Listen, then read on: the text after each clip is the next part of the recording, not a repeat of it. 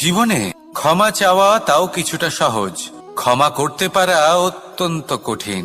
ক্ষমা 2 অক্ষরের এই শব্দ হতে পারে, কিন্তু অত্যন্ত বড় এই শব্দ, অত্যন্ত গুরুত্বপূর্ণ এই শব্দ। কখনো কখনো অন্য কাউকে ক্ষমা করে দেওয়া তাও কিছুটা সহজ কাজ, কিন্তু নিজেকে ক্ষমা করতে পারা অত্যন্ত কঠিন হয়ে দাঁড়ায়।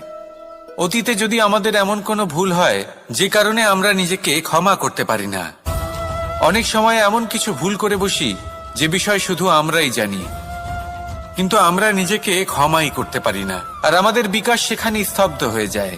কারণ যদি আপনি ক্ষমা করতে না শেখেন, নিজেকে ক্ষমা যদি না করতে পারেন, তাহলে তা আপনার জীবনের সবথেকে বড় বাধা হয়ে দাঁড়াবে। সেই জন্য জীবনে অবশ্যই শিখুন যে কিভাবে নিজেকে ক্ষমা করতে হয়, আর শিখুন যে আগের করা ভুল আবার কি করে না করা যেতে পারে।